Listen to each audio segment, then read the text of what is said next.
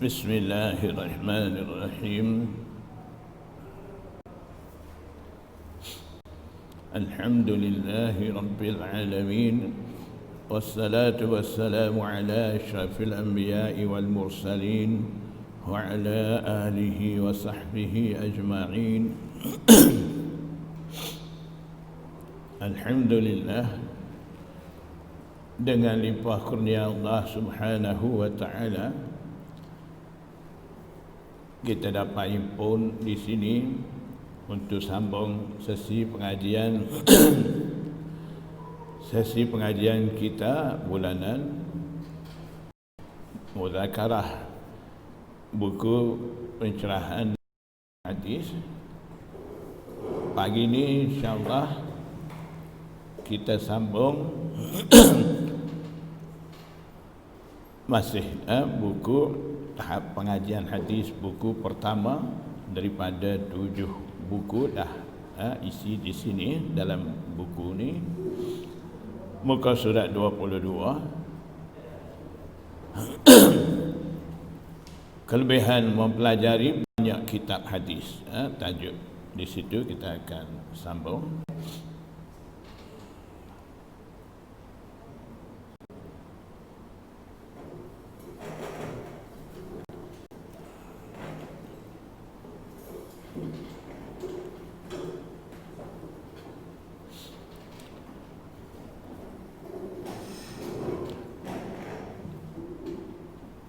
Selain daripada ilmu hadis tersebut, maksudnya sebelum ni kita dah pun bincang perlunya kita belajar kutubus sittah, kitab 6 buah hadis muktabar, dan juga bidang-bidang hadis lain seperti mempelajari kitab Asbab Wurudil Hadis, kitab Mawdu'at, dan juga kitab-kitab menerangkan ikhtilaf ada dalam hadis-hadis.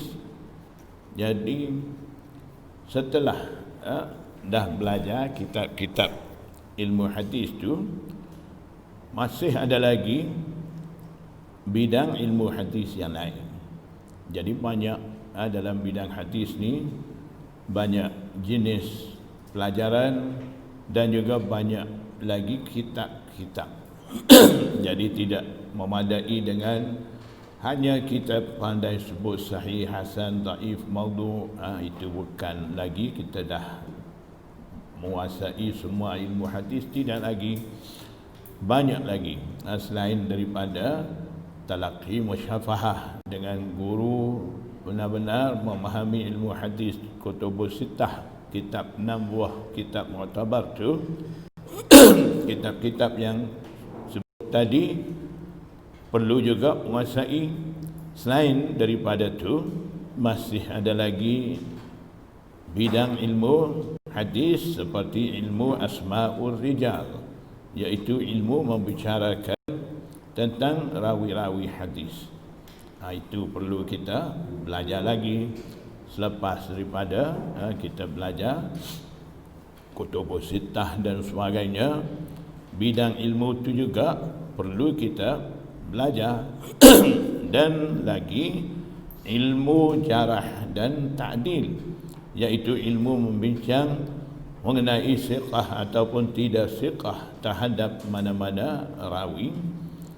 Jadi ada satu bidang ilmu di situ, dia akan bincang berkenaan dengan rawi-rawi hadis, yang mana rawi yang dipercayai boleh mengambil hadis daripada dia, ataupun yang mana rawi dianggap tidak siqah, tidak dipercayai, tidak layak menerima hadis daripada dia dan sebagainya.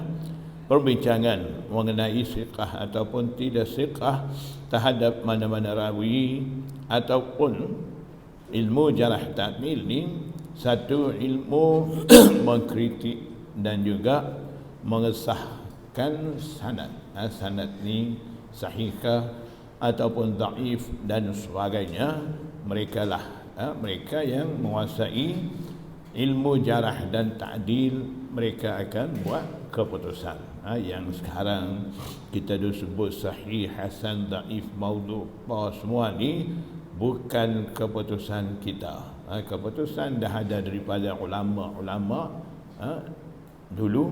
Mereka menguasai bidang-bidang ilmu ni mereka lah layak buat keputusan. Jadi kita bergantung kepada mereka, kebijaksanaan mereka, dan kita menerima keputusan yang dah ada daripada mereka tu. Kita pun turut kata sahih, ni hasan, ini hadis ni dhaif, dan sebagainya, dengan mempelajari 6 buah kitab hadis. Dan beberapa kitab hadis yang penting tersebut seseorang akan perolehi kepintaran atau ketajaman fikiran terhadap riwayat-riwayat yang merupakan dasar agama dan memadai bagi segala urusan keagamaan.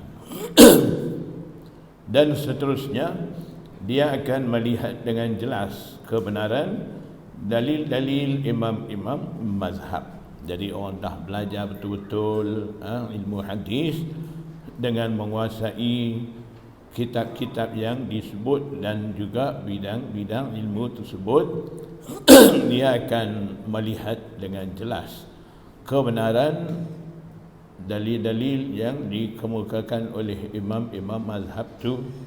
Jikalau seseorang itu tidak mempelajari hadis mengikut tradisi muhaddisin, tidak belajar mengikut tradisi muhaddisin, maksudnya seperti kita sekarang lah.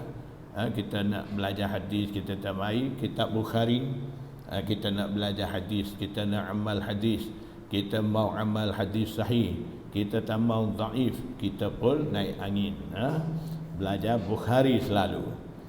Tidak ada asas ilmu hadis. Sebelum Bukhari mesti ada banyak lagi asas-asas untuk memahami hadis-hadis tu. Kita tak belajar, kita pun naik semangat mau amal hadis, mau hadis sahih, ambil sahih Bukhari selalu.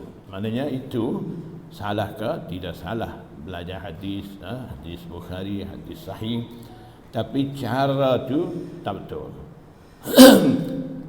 Orang nak jadi pakar bedah, dia tak belajar mai daripada asas, daripada awal ilmu doktor tu, tiba-tiba dia ambil pisau masuk bilik bedah, dia pun belah selalu perut orang.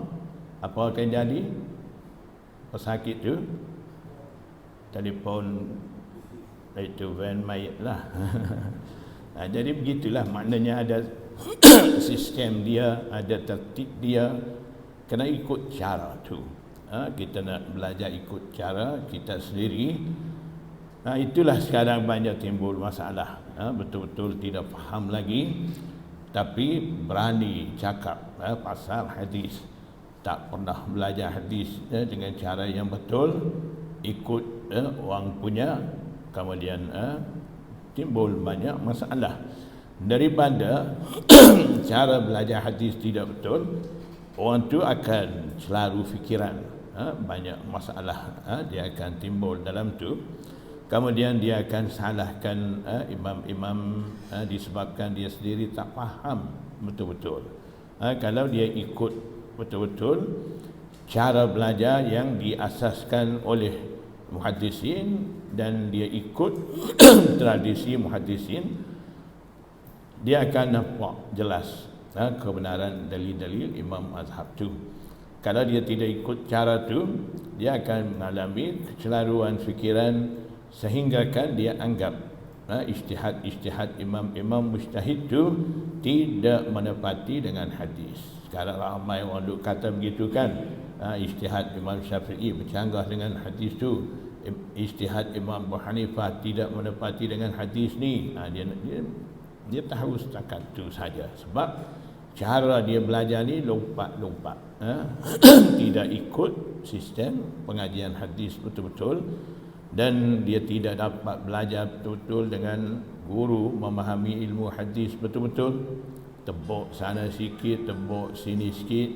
Dengan cara tu dia sendiri tidak menguasai ilmu hadis tidak faham betul-betul. Bila dia nampak ijtihad imam mazhab tu bercanggah dengan hadis, dia kata imam tak betul. Nah, ini hadis ni sahih Bukhari. Kalau bercanggah dengan Imam Syafi'i, kenapa kita nak ikut Imam Syafi'i lagi? Ini kan hadis sahih. Dia tahu setakat tu saja. Ilmu dia tak lebih pada tu. Itu dia ingat dah pandai sangat tu. Kalau boleh cakap sebanyak tu, orang sekarang anggap dah pandai sangat. Ini hadis sahih ni. Ini ijtihad Imam Syafi'i. Tanya lagi, mau pakai hadis Rasulullah ke mau ikut Imam Syafi'i? Rasulullah maksum, Imam Syafi'i sama lebih kurang kita. Imam Syafi'i salah, kita silap. 2 kali 5 ya. Sedap dia orang. Dia meracuni fikiran umat Islam dengan cara tu. Mau bagi umat Islam ni salah anggap dengan imam-imam mazhab, biadab, kritik. Dia didik kok tu. Sepatutnya tidak macam tu. Bagi faham kenapa berlaku di sini macam ni, kenapa jadi bercanggah, hak sebenar jadi apa di sini. Jadi bila kita sendiri pun tak pandai nak bagi faham, mudah-mudah kita kata apa, ikut hadis sahih, jangan ikut imam. Itu kaedah kita, bukan kaedah muhaddisin, mujtahidin. Kaedah kita. Kaedah apa tu panggil? Kaedah nak tutup kejahilan kita. Kita tak pandai mau bagi tahu di situ punca sebenar apa berlaku di situ, jadi khilaf tu. Kalau kita pandai bagi tahu di situ, umat Islam tidak akan nampak imam ni salah. Dia akan kagum lagi, oh macam ni ijtihad dia, kagum lagi. Jadi sekarang ni orang duk bawa macam tu, kita jangan ikut imam, bercanggah dengan hadis sahih. Jadi punca daripada belajar hadis tidak ikut cara betul, orang belajar tu sendiri pun dah keliru, dia kelirukan orang lain pula. Itulah dah berlaku sekarang ni, disebabkan kitab Bukhari digelar kitab paling sahih selepas Al-Quran. Selalu orang sebut asahul kutub ba'da kitabillah. Bukhari ni paling sahih selepas Al-Quran. Jadi sebab tu ramai orang menganggap Imam Bukhari paling tinggi di kalangan muhaddisin. Orang dah anggap begitu. Sebenarnya Imam Bukhari, Imam Muslim, Imam Abu Dawud, 3 imam tu anak murid Imam Ahmad bin Hanbal. Imam mazhab Imam Ahmad lagi tinggi daripada Imam Bukhari, Imam Tirmizi, Imam Ahmad Imam Abu Dawud, Imam Ahmad dan Imam Humaidi pula adalah anak murid Imam Syafi'i. Tengok, orang panggil apa? Susu galuh, silsilah, salah silah. Imam-imam tu kita boleh nampak di sini. Imam mazhab dengan imam hadis, mana lebih tinggi darjat? Imam hadis ni seperti Imam Kutubus Sittah. Imam mazhab ni imam 4 mazhab tu. Imam hadis panggil muhaddis, imam mazhab ni panggil muhaddis lagi mujtahid. Dia beza. Istilah-istilah tu dah pun saya bagi faham dulu kan. Dah nampak dah. Imam Syafi'i adalah anak murid Imam Malik dan anak murid Waqi' ibnul Jarrah yang menjadi anak murid Imam Abu Hanifah.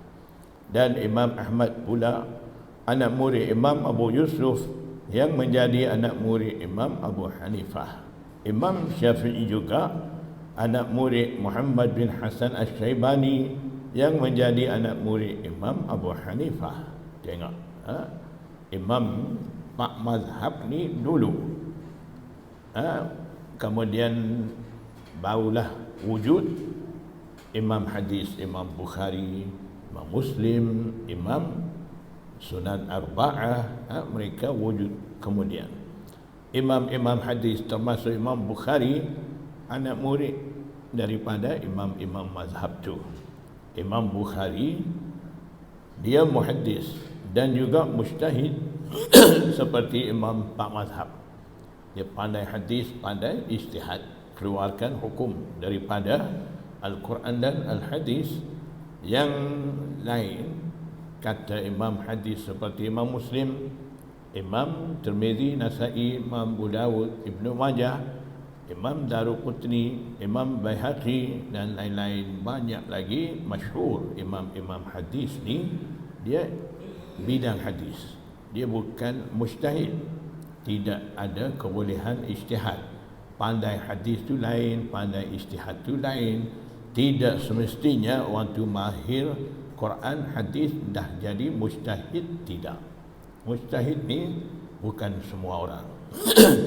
Walaupun pandai tafsir dah jadi mufassir, walaupun pandai hadis dah jadi muhaddis, pandai syarah kitab Bukhari, tulis kitab Fathul Bari seperti Hafiz Ibnu Hajar Al-Asqalani, bukan mujtahid lagi.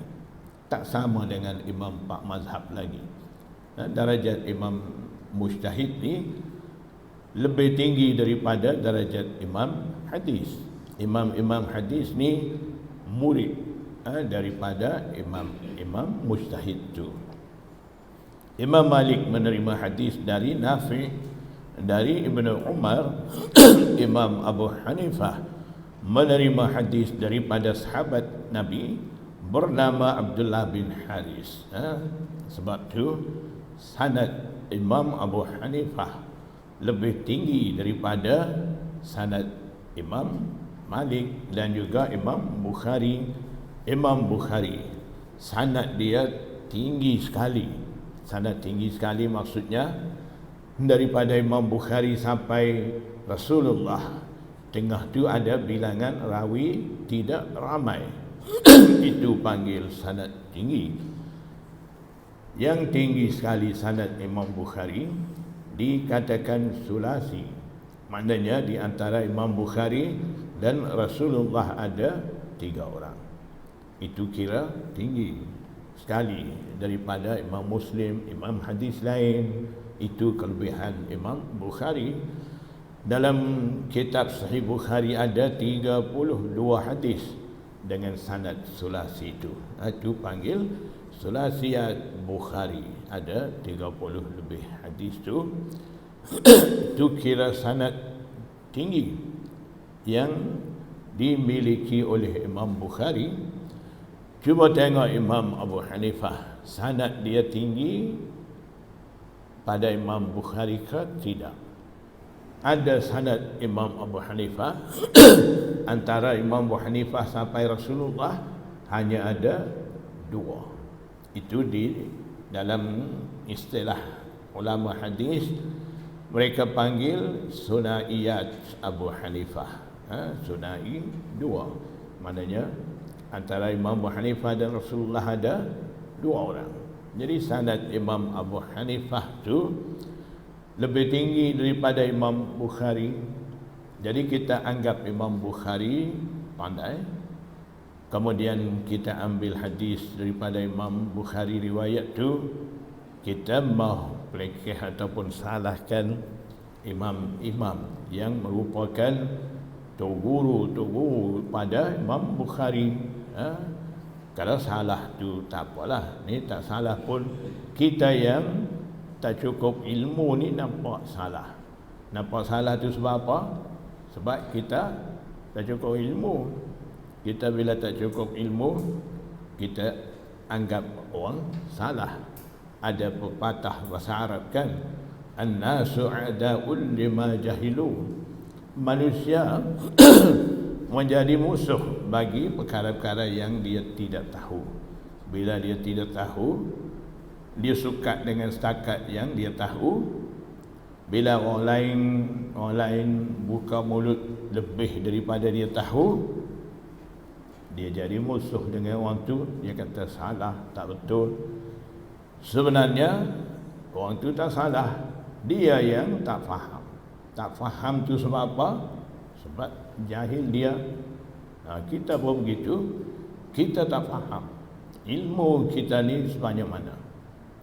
Baru kita belajar, dapat belajar sikit-sikit baru. Kalau banding dengan ilmu imam-imam mazhab tu, celah kuku mereka pun tak ada lagi. Ilmu kita ni dah pandai jadi mufassir muhaddis pun tak boleh nak banding lagi dengan imam-imam tu.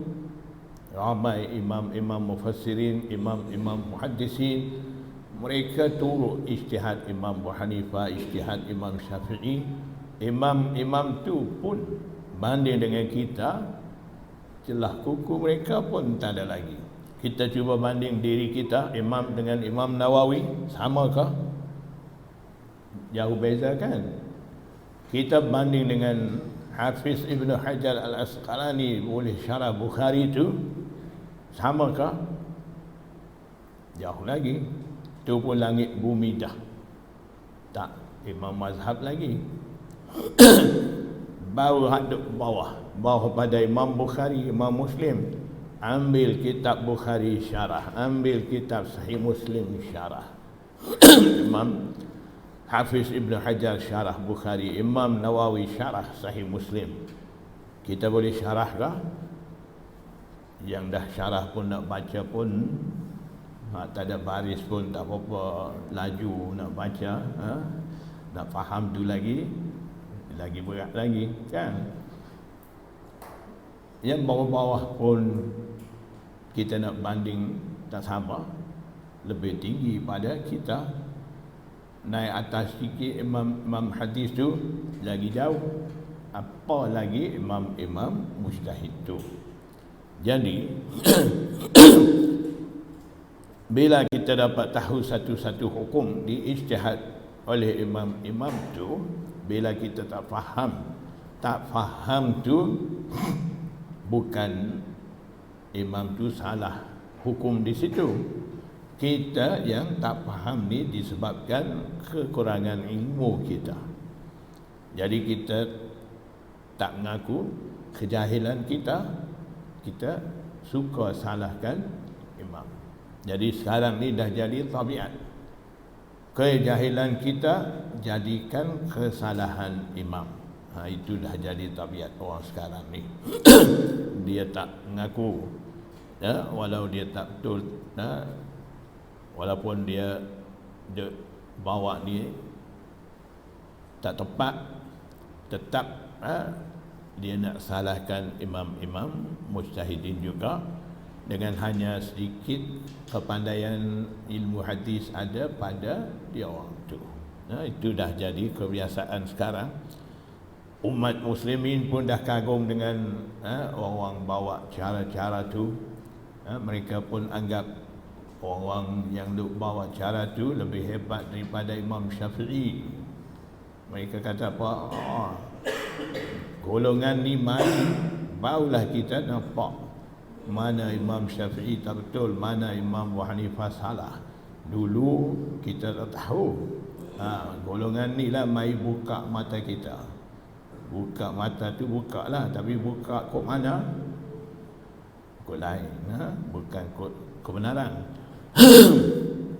Jikalau Imam Bukhari mampu menghafal hadis sebanyak 300 atau 600 ribu, itu baru Bukhari, tidak Syafi'i lagi, tidak Imam Abu Hanifah lagi. Baru Imam Bukhari.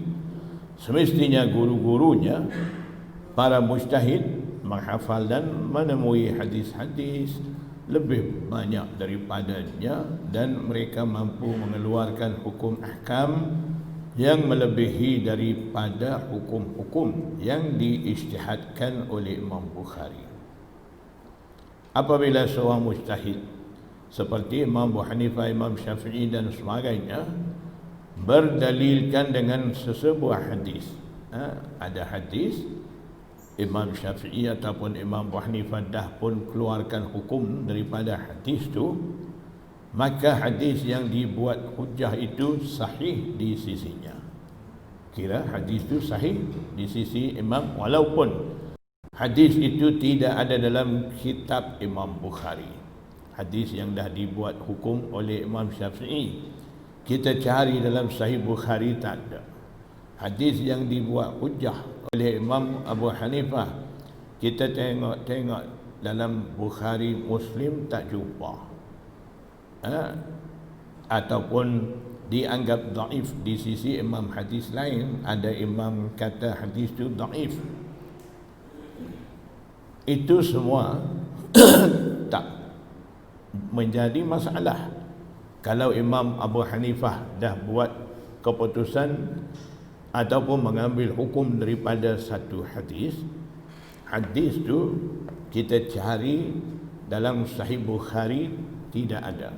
Contohnya hadis yang hukum yang diijtihad oleh Imam Bukhari berkenaan dengan jalsah istirahah.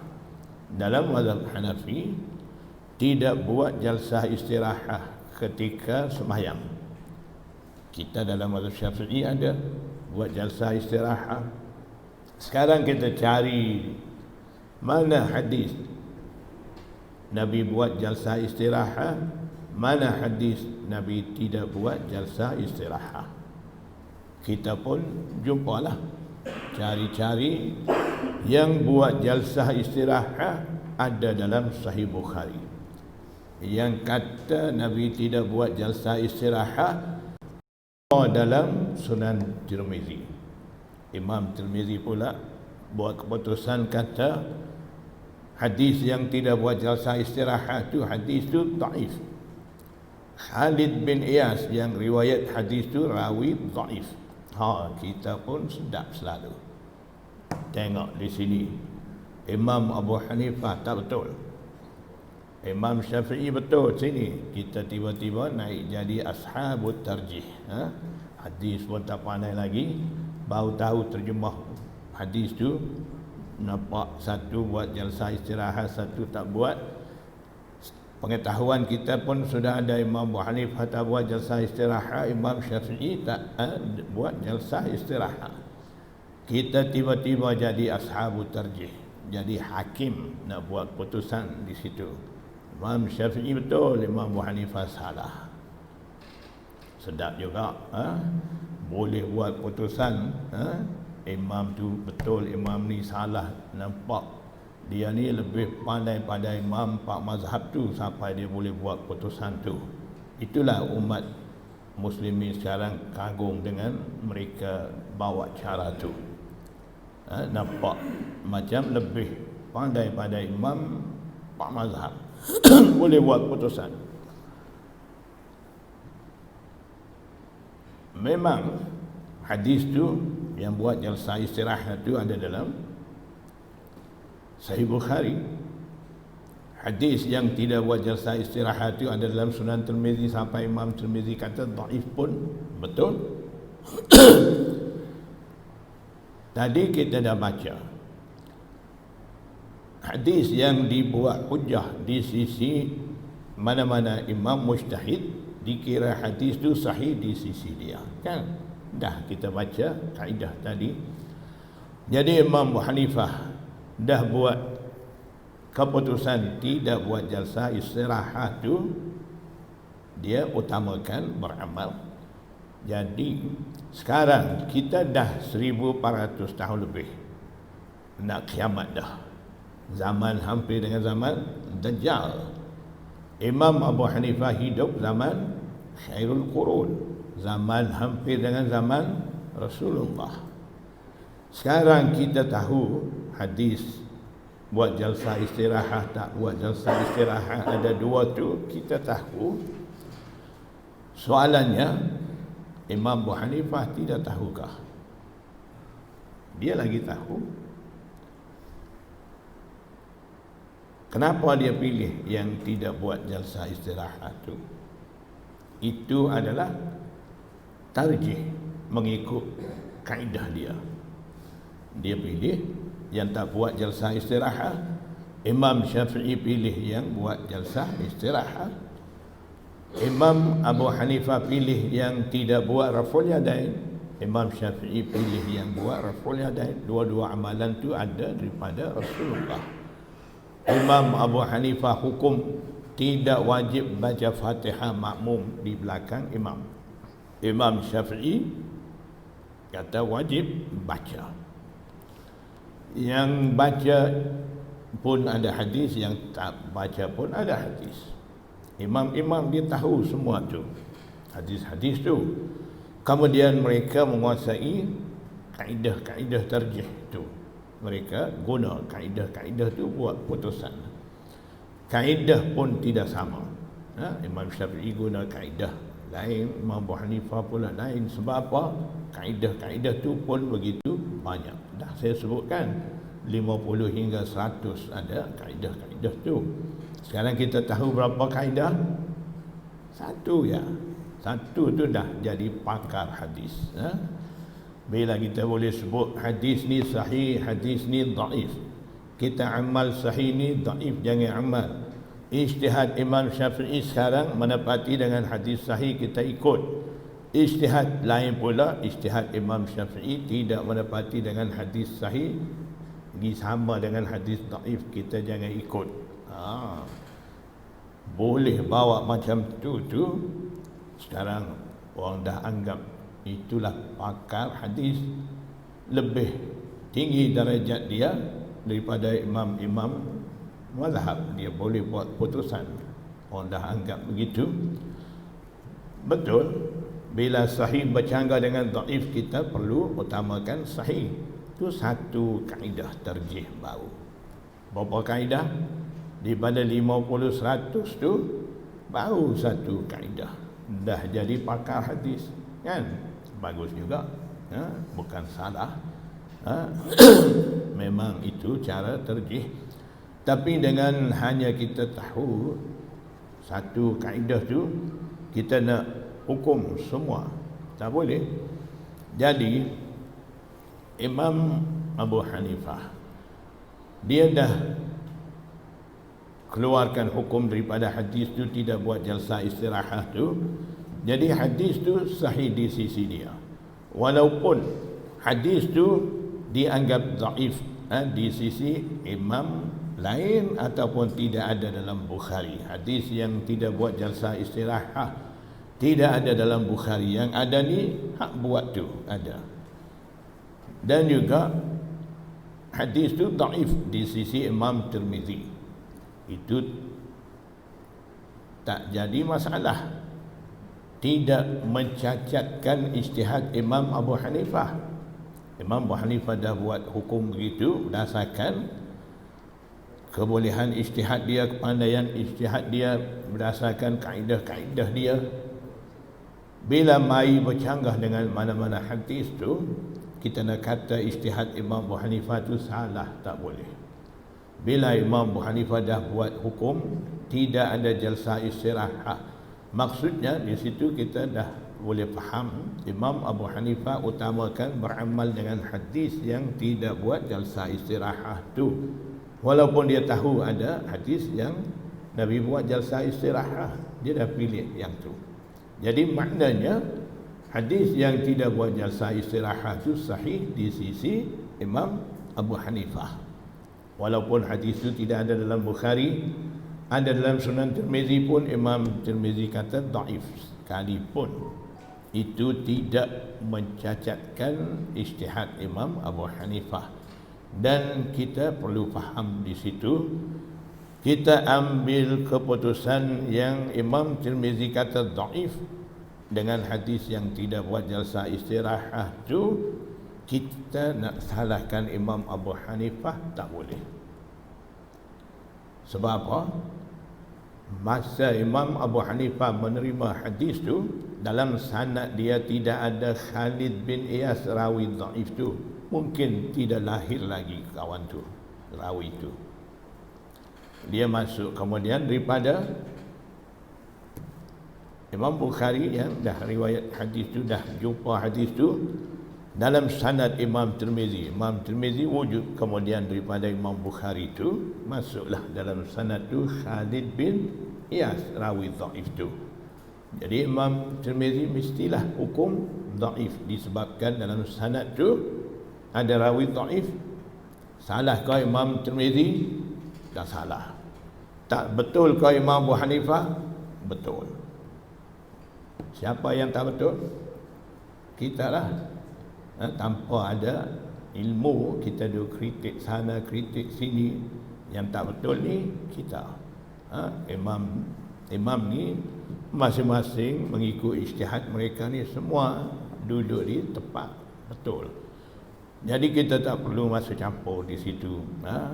Nak kata dalil Imam Syafi'i di sini tak betul, Imam Abu Hanifah betul.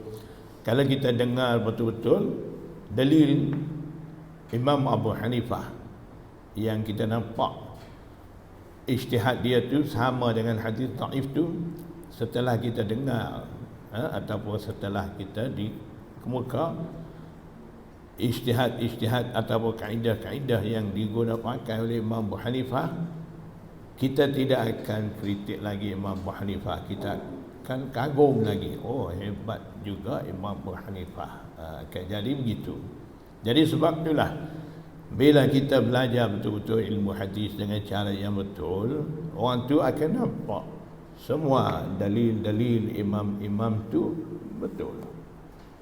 Bila kita belajar cara tu tak betul, lagipun yang menyampai ilmu hadis ni dah ada sikap buruk, mau pelekeh kepada imam-imam mazhab, itu lagi teruk. Kita akan terima fahaman seperti itu.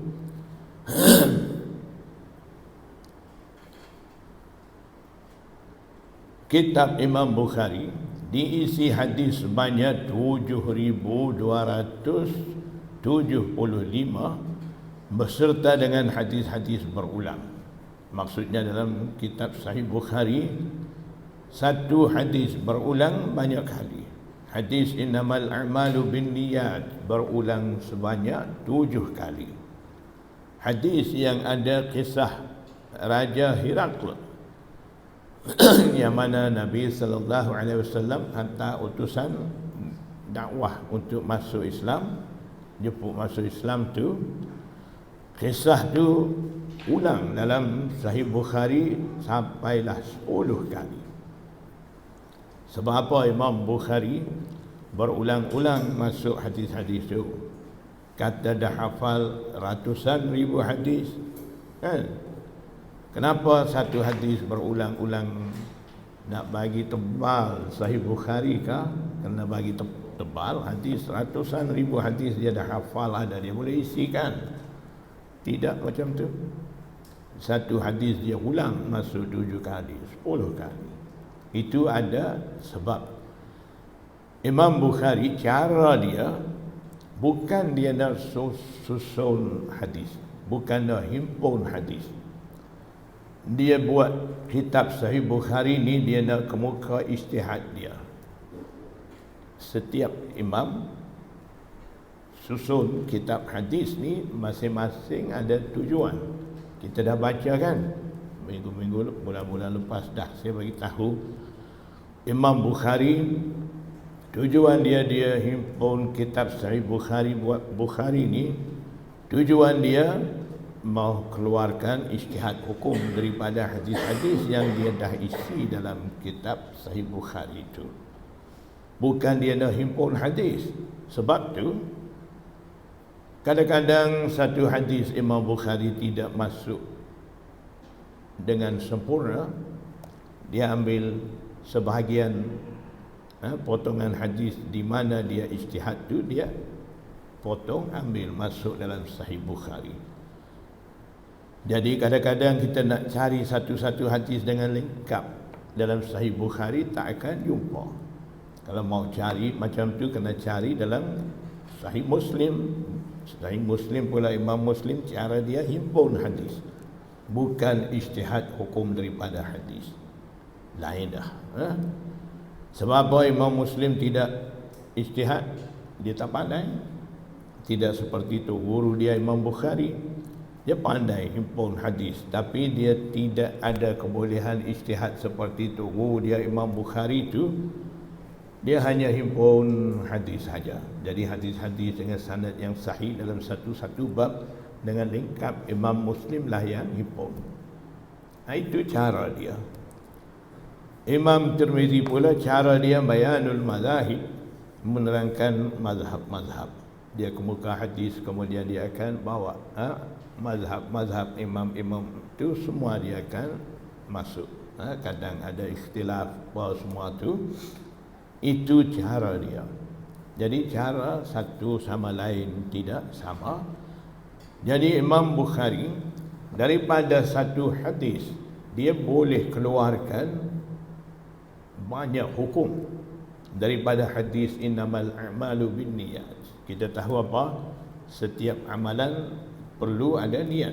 Kalau tidak ada niat, tidak sah amalan, habis setakat tu. Itu baru satu hukum. Imam Bukhari daripada hadis tu boleh keluarkan 7 hukum. Setiap kali berulang, setiap kali ada ijtihad hukum baru. Itu dia berulang 7 kali. Daripada hadis kisah Raja Rom Herakl, 10 hukum dia boleh keluar. Satu hukum buat satu tajuk. Tajuk tu ijtihad Imam Bukhari, hadis yang ada di bawah tajuk tu dalil bagi ijtihad dia. Itu dinamakan, dikatakan di sisi muhaddisin fiqhul Bukhari fi tarajumih. Fiqh ijtihad Imam Bukhari terselah pada terjematul bab, tajuk bab tu. Sebab tu dalam kitab Sahih Bukhari ada hadis-hadis berulang.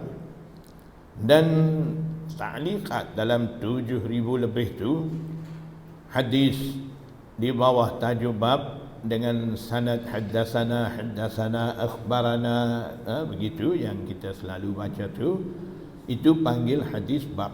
Hadis bab itulah dikatakan semua tu sahih. Lain pada tu ta'liqat ada lagi, iaitu hadis dibuang seorang rawi atau lebih secara berturut-turut. Terkadang dibuang sanad semua sekali dengan hanya menyebut nama sahabat, dan ada kalanya menyebut nama sahabat dan tabi'i. Kita akan jumpa begitu dalam Sahih Bukhari, itu panggil ta'liqat Bukhari. Maknanya selepas daripada Imam Bukhari muka terjematul bab, tajuk bab, ada hadis bab, kemudian dia akan bawa mai hadis lain, sama ada hadis Rasulullah, asal sahabah dan sebagainya, tanpa ada sanad. Bila tidak ada sanad, ataupun dalam sanad tu ada dibuang rawi seorang dua dari awal tengah akhir apa semua ni, kita kata apa? Hadis seperti itu dhaif, kan? Jadi yang ada dalam Bukhari dengan cara tu kita tak boleh kata dhaif. Sebab apa? Imam Bukhari dah tapis hadis-hadis tu juga sahih, cuma dia tidak masukkan sanad. Yang datang kemudian Hafiz Ibnu Hajar Al-Asqalani, bukan syarah Bukhari saja, banyak dia khidmat dalam bidang ilmu hadis, banyak membantu. Dia ambil hadis-hadis ta'liqat yang tidak ada sanad, semua dia cari isi sanad-sanad, dia buat satu buku, satu kitab, Taghliqut Ta'liq, tebal 2 jari, ada 5 jilid, bukan 50, sikit, 5 jilid. Yang 5 jilid punya ada sanad-sanad semua dalam Bukhari. Bukhari lagi panjang, jadi Imam Bukhari tak masuk. Tapi Imam Hafiz Ibnu Hajar dah semak itu ta'liqat tu dengan sanad tu, sanad ni semuanya dah disahkan sebagai sahih. Jadi dalam hadis ada 7,000 lebih dalam Sahih Bukhari tu, hadis bab ada. Yang kedua ta'liqat Bukhari ada. Yang ketiga yang ta'liqat tu menyokong hadis bab. Jadi maksudnya 3 jenis ada. 7,000 lebih hadis Bukhari tu. Pertama hadis bab yang datang dengan haddatsana akhbarana dalam dengan sanad tu. Yang kedua ta'liqat. Yang ketiga hadis berulang-ulang.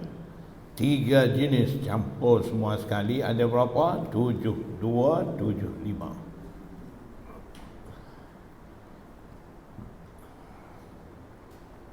Kalaulah hadis berulang dan ta'liqat itu dibuang dan membilang hadis-hadis bab yang lengkap dengan sanad bersambung sahaja, akan didapati hadis sebanyak 2,460. Berapa banyak? 2,000 lebih. Imam Bukhari hafal berapa banyak? 300-600 ribu hadis. Dia bagi kita berapa? Hadis bab 2,460. Banyak tu pun dah hebat sangat dah kita. Jika berbilang hadis bab yang bersambung sanad ta'liqat saja, maknanya tidak bilang hadis berulang, hadis bab dengan ta'liqat saja, dapati sebanyak 4,000 hadis. Kesemua hadis ni dipilih oleh Imam Bukhari sebagai hadis sahih berdasarkan ijtihadnya yang disertai dengan syarat-syarat dengan yang begitu ketat untuk menerima sesebuah hadis sebagai sahih. Ulama muhaddisin dan fuqaha mujtahidin masing-masing mempunyai kebolehan ijtihad untuk menentukan kedudukan sesebuah hadis sama ada sahih atau dhaif. Oleh itu berbeza pandangan di kalangan mereka dari segi menentukan kedudukan hadis. Jadi maksudnya tidak semestinya hadis itu Imam Bukhari dah tentu sebagai hadis sahih, mesti sahih di sisi semua imam hadis. Ada yang Imam Bukhari mentasahihkan hadis dah masuk dalam Sahih Bukhari, hadis itu di sisi Imam Daruqutni dhaif. Ada hadis yang Imam Bukhari dah isi dalam Sahih Bukhari sebagai sahih. Ada juga di sisi tu guru Imam Bukhari Yahya bin Ma'in, hadis itu dianggap dhaif. Sebab apa? Ijtihad di sisi imam-imam hadis itu berbeza masing-masing, tidak sama. Jadi keputusan yang dibuat oleh imam-imam hadis juga ada berbeza-beza. Satu hadis di sisi satu imam sahih, di sisi imam lain dhaif pula. Satu hadis satu rawi di sisi seorang imam dianggap siqah, rawi itu juga di sisi imam lain dianggap tidak siqah. Itu memang berlaku.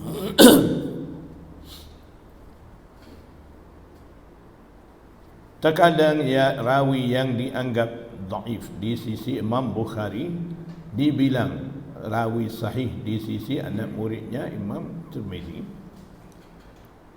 Hadis dijadikan dalil bagi sesuatu hukum sebagai hadis sahih oleh Imam Abu Hanifah, itu diisi oleh Imam Tirmizi sebagai hadis dhaif dalam kitabnya Sunan Tirmizi. Seperti mana dah saya bagi tahu tadi kan. Kenapalah semua ni terjadi begitu? Itu kita kena jawablah soalan ni. Kenapa jadi begitu? Seorang imam kata satu hadis dhaif, hadis tu juga mai imam lain kata sahih. Rawi seorang imam kata siqah yang dipercayai, rawi itu juga mai imam lain kata pula tidak siqah. Kenapa jadi begitu? Nak tahu? Senang saja. Mailah kita belajar 6 buah kitab hadis mengikut tradisi muhaddisin. Kita belajar betul-betul ikut cara betul, kita akan nampak semua tu. Kalau kita belajar ikut cara kita, ambil Bukhari, tengok terjemahan tu, kita pun dah nampak hadis sahih tu ini. bila dengar ijtihad Imam Syafi'i itu bercanggah dengan hadis tu, kita tak belajar apa pun, tak tahu apa pun, orang biasa ya, tu pun berani kata tengok di sini saya dah belajar Bukhari, tengok-tengok ada satu hukum ijtihad Imam Syafi'i, hak kita do amal ni tak sama bercanggah dengan Sahih Bukhari tu. Imam Syafi'i tak betul lah di situ. Tengok dia tu tak pernah belajar hadis pun, ustaz pun tak. Biasa, saya jumpa banyak orang macam tu. Saya duduk di kedai di Kota Baru, ramai orang macam tu mai cakap saya, ustaz, imam ni kan serabut deh. Oh, sedap dia mula ayat tu. Saya dengar saya pun dah serabut. Dia tu cakap begitu. Banyak buat serabut kita. Saya tengok ustaz, saya Bukhari banyak tak sama dengan fiqh Syafi'i tu. Ada bercanggah banyak. Saya ingat kau dia ni Syekhul Hadis ke, Muhaddis ke, saya pun tahu baru kenal kan. Saya tanya, ustaz dulu belajar mana hadis-hadis tu? Kata, tak, saya bukan ustaz. Saya baca terjemahan Sahih Bukhari, dia kata. Baca terjemah Rumi. Jadi maksud-maksud hadis saya jumpa dalam Sahih Bukhari tu ada beberapa banyak tak sama, bercanggah dengan amalan kita buat harian ni. Saya pun heranlah, dia ni tak belajar apa pun ilmu hadis tu, tak tahu apa satu pun. Cuma dia tengok terjemahan Melayu Sahih Bukhari tu, lepas tu dia dah cakap pandai-pandai, keputusan Imam Syafi'i banyak tak sama dengan Sahih Bukhari tu. Saya kata dia,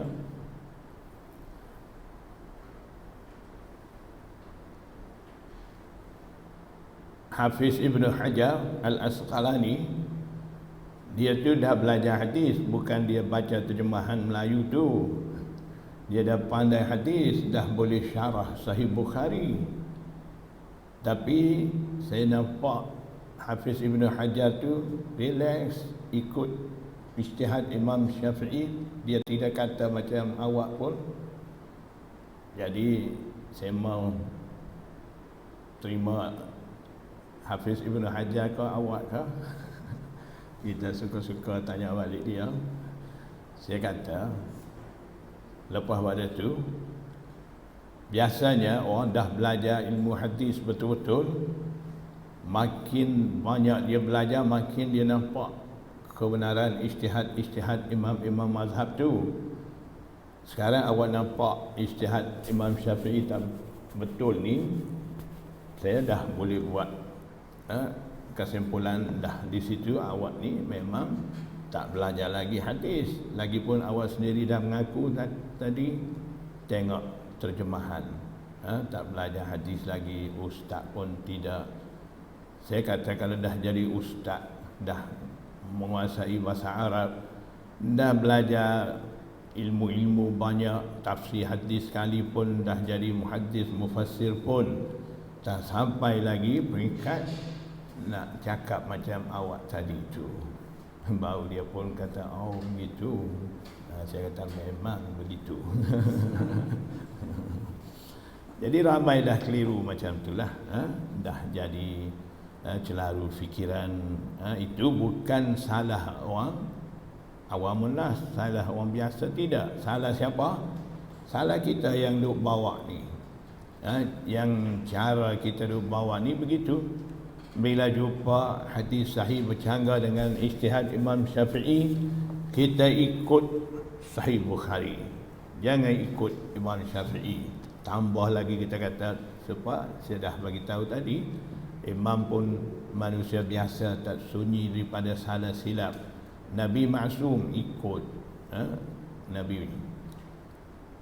Betul lah Nabi bersabda hadis, yang keputusan sahih, dhaif, hasan tu daripada siapa? daripada imam hadis juga. Tadi kata apa?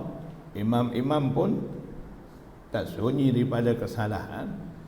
Kenapa keputusan imam sahih dhaif pula boleh ikut pula? Kita tahu betul-betul ke hadis itu sahih? Nabi bersabda betul-betul.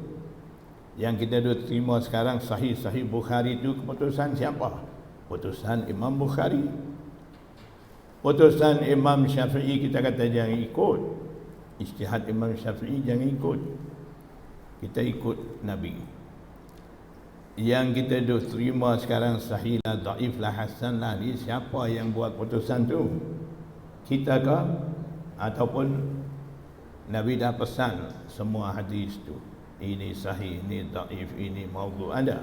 Nabi bersabda satu hadis, ini sahih, tanda. Abu Bakar, tanda. Ini hasan, Abdullah bin Mas'ud, tanda elok-elok, ini hasan. Huzaifah, tanda elok-elok, ini hadis dhaif. Ada Nabi pesan begitu. Tak ada. Zaman sahabat pun tak bunyi lagi sahih, dhaif, hasan tu. Mai daripada mana?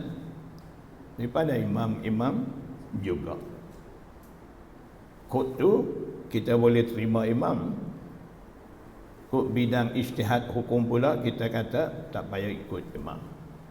Kira-kira tu buat putusan kedudukan hadis sebagai sahih, dhaif, hasan ni lebih mudah daripada mau keluarkan hukum ijtihad daripada Quran sunnah tu. Yang mudah tu kita bergantung imam. Sekarang ni Albani lah jadi hero. Sahahahul Albani, dha'afahul Albani, kan? Tak apalah, dia suka ikut Albani, ikutlah, tak ada masalah. Jadi nak bagi tahunya, bidang hadis lebih mudah daripada bidang ijtihad pun kita tidak menguasai, tidak mampu, bergantung dengan Albani. Bila masuk bidang ijtihad lebih rumit daripada bidang menentu kedudukan hadis pula. Kita kata jangan ikut imam, kita buat putusan sendiri. Hadis sahih ada, Bukhari ada, Quran ada, hadis ada, kita boleh amal. Quran sunnah, tak perlu ijtihad imam mazhab. Betul ke? Kalau betul lah cara tu. Kalau tak betul jangan ikut. Ya. Gana sini korang waras. Boleh terima. Jangan kata jahil. Marah pula.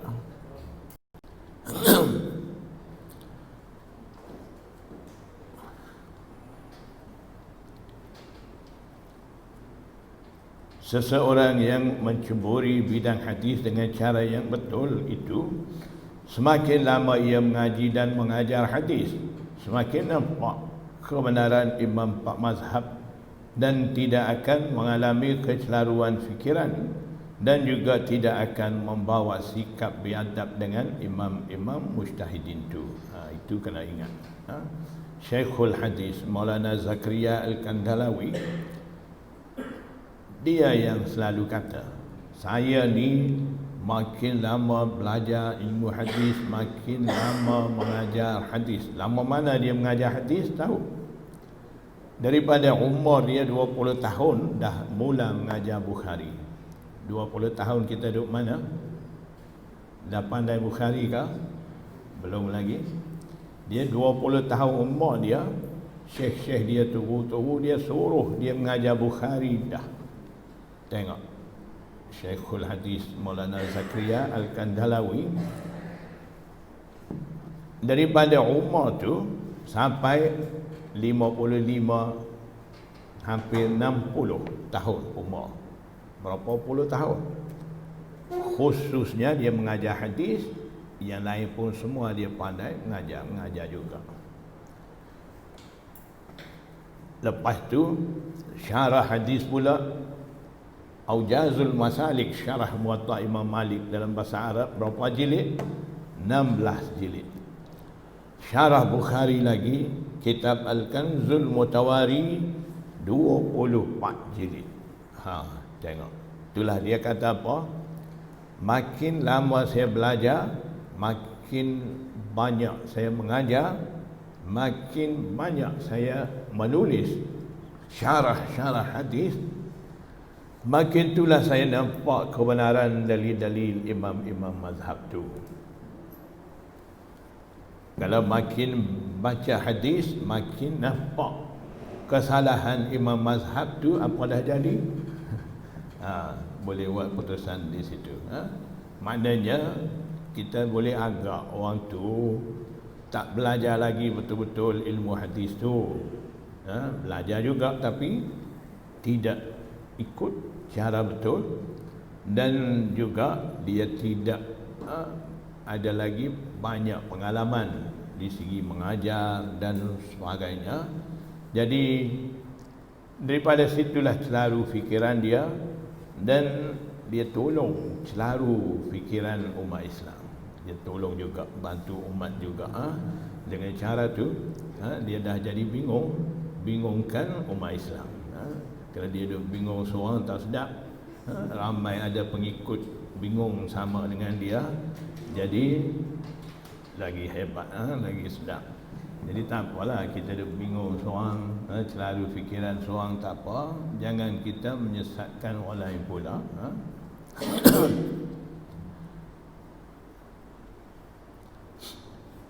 Maka tidak memadai dengan hanya pandai menyebut hadis ni sahih, hadis tu dhaif, hadis ni hasan dan hadis tu maudhu'. Kebolehan setakat mengenali hadis seperti itu dikira orang itu baru dapat kulit luar ilmu hadis.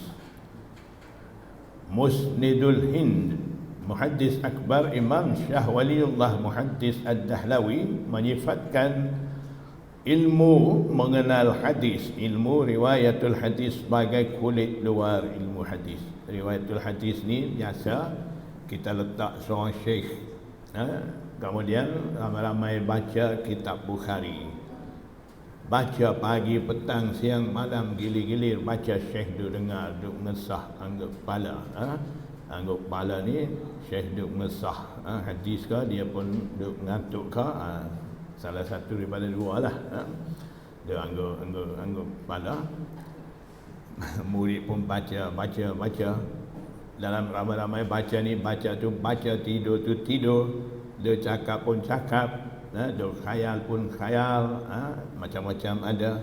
Dalam ramai-ramai tu ustaz ada, bau ustaz pun ada, pandai bahasa Arab pun ada, tak pernah belajar bahasa Arab pun ada, dia nak ambil berkat masuk majlis tu pun ada.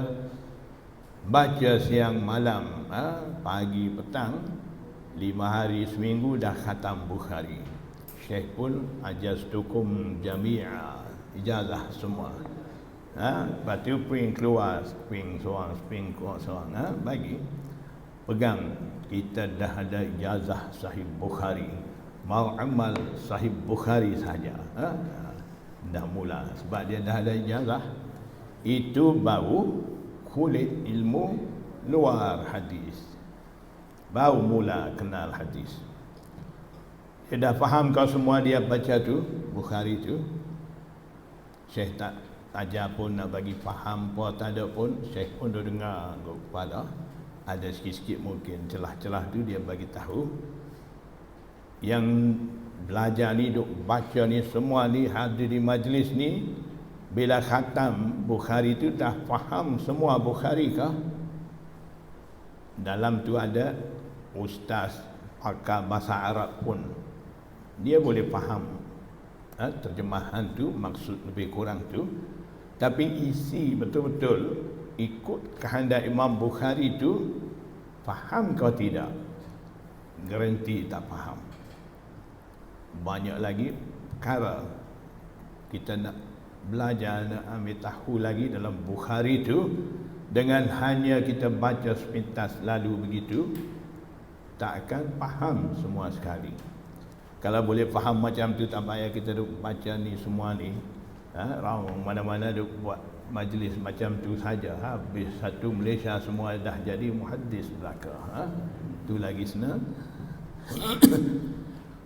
Itu salah kah buat begitu? Tak salah, mesti buat juga. Itu panggil riwayatul hadis. Kena buat. Tapi dah masuk situ jangan belagak. Itu yang penting. Jangan belagak macam dah jadi Syekhul Hadis, Muhaddis, salahkan Imam Syafi'i. Jangan belagak gitu. Belajar tak apa, itu bagus. Yang satu lagi, ilmu gharibul hadis sebagai kulit dalam ilmu hadis. Itu mendalami ilmu hadis. Yang ketiga, ilmu dirayatul hadis sebagai isi ilmu hadis. Dirayatul hadis ni mau faham kedudukan hadis, maksud hadis, apa semua tu. Itu baru isi. Yang keempat, ilmu asrarul hadis sebagai mutiara ilmu hadis. Satu lagi bidang ilmu dinamakan ilmu asrarul hadis. Bidang membicarakan rahsia-rahsia terkandung dalam hadis-hadis tu. Bukan kata bincang sahih ke daif, bukan kata ini hukum keluar daripada hadis ni apa, tak. Dia lebih pada tu dah. Dia bincang rahsia-rahsia terkandung dalam hadis tu. Itu satu bidang. Ada lagi, itu tinggi sekali. Orang nak masuk bidang ilmu asrarul hadis ni mesti dia menguasai semua ilmu hadis. Bidang ilmu hadis tu baru dia boleh masuk.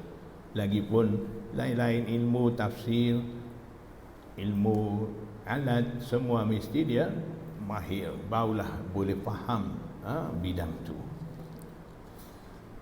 Ilmu asrarul hadis dibicarakan oleh muhaddis akbar Imam Shah Waliullah dalam kitabnya bernama Hujjatullahil Balighah. Dalam kitab tu ada seseorang yang menguasai semua bidang ilmu tersebut dan ilmu-ilmu alat yang membantu untuk memahami Al-Quran dan Al-Hadis. Digelar ulama mufassirin, muhaddisin dan fuqaha mujtahidin. Ilmu alat yang membantu untuk memahami Al-Quran dan Al-Hadis ni ada berapa banyak? Sikit tak? Ya? Berapa banyak?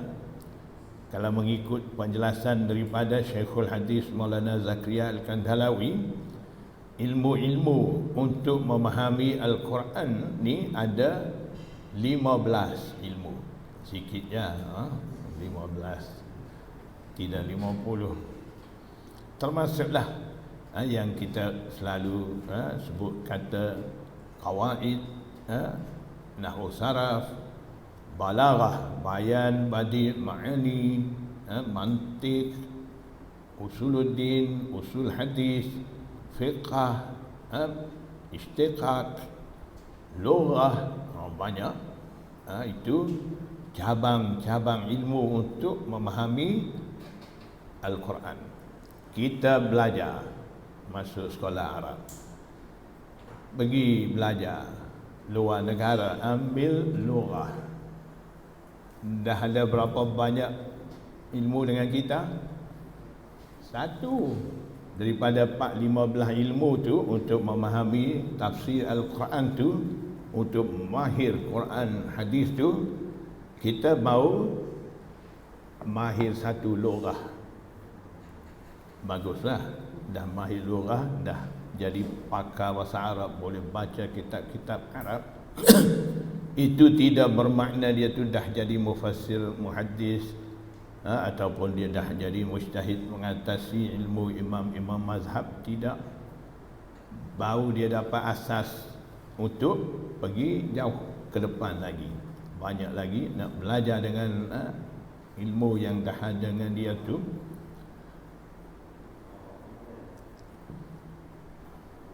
Kelebihan ilmu hadis dan ahli hadis. Muka surat 26 terdapat banyak hadis yang menyebut tentang kelebihan ilmu hadis dan ahli hadis.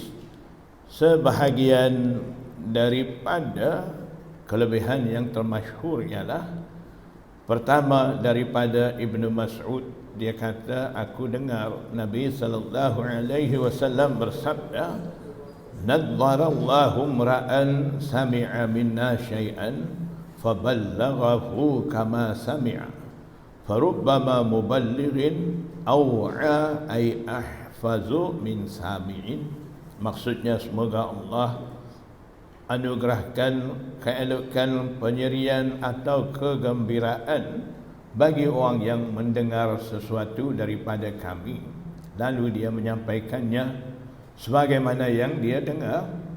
Boleh jadi orang yang disampaikan itu lebih memahami daripada yang mendengar. Kalau kita faham maksud hadis ni betul-betul, akan dapat selesai banyak masalah. Cuba kita renung hadis tu. Di situ ada apa? Sami'a minna syai'an. Orang tu dengar hadis daripada kami, maksudnya dengar hadis daripada Rasulullah SAW. Faballaghahu kama sami'a. Seperti mana dia dengar, dia sampaikan balik. Maknanya riwayat balik. Seperti mana sahabat-sahabat,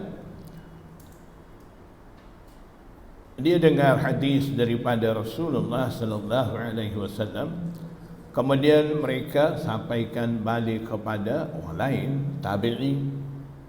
Sahabat sampaikan riwayat kepada siapa? Tabi'i. Tabi'i menerima hadis daripada sahabat. Farubba muballaghin. Di sini kita nak faham betul-betul maksudnya. Boleh jadi orang yang disampaikan hadis itu, bayangkanlah orang disampaikan hadis itu siapa tadi? Tabi'i. Aw'a, lebih hafaz, lebih memahami, min sami'in, daripada yang dengar. Yang dengar itu siapa? Ada sahabat dengar hadis daripada Rasulullah. Jadi tidak bermaksud tabi'i ini lebih hebat daripada sahabat, tidak begitu. Memang sahabat yang paling rendah taraf di kalangan sahabat, tidak boleh nak banding dengan alim ulama yang ada di kalangan tabi'i. Dia lebih mulia, itu dari segi kemuliaan. Di kalangan sahabat pun ada berbeza keadaan. Sahabat yang mampu ijtihad daripada hadis yang dia dengar, dan ada sahabat yang mampu hafal hadis banyak, kemudian daripada hadis dia dah hafal, dah dengar tu, dia tidak mampu nak keluarkan hukum. Di kalangan sahabat pun ada macam tu. Bukan kata sahabat semua ni dengar ayat Quran daripada Rasulullah, hadis dengar daripada Rasulullah. Tidakkah sanad tinggi sekali kan? Tertinggi sanad, terus daripada Rasulullah.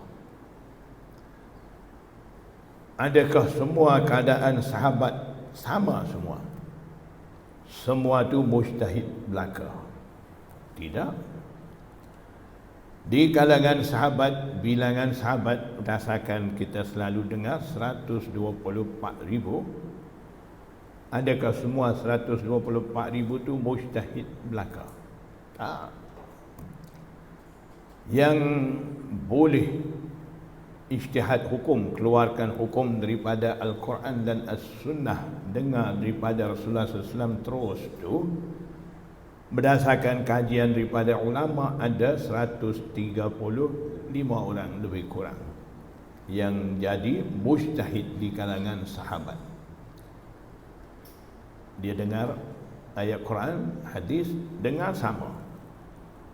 Hadis tu Abdullah bin Mas'ud pun dengar, Abu Hurairah pun dengar, Abdullah bin Mas'ud, Abdullah bin Abbas, Aisyah, Sayyidina Ali, semua dengar hadis itu.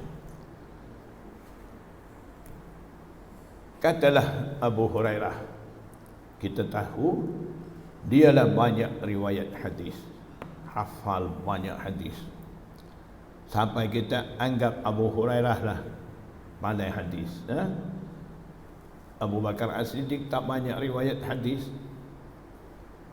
Jangan kita anggap Abu Hurairah lebih daripada Abu Bakar. Sebab Abu Hurairah punya riwayat banyak, Abu Bakar punya tak ada. Ada pun sikit, boleh bilang jari. Abu Bakar As-Siddiq riwayat ni sikit. Jadi jangan kita kata Abu Hurairah lah pandai hadis, Abu Bakar tak pandai hadis. Salah.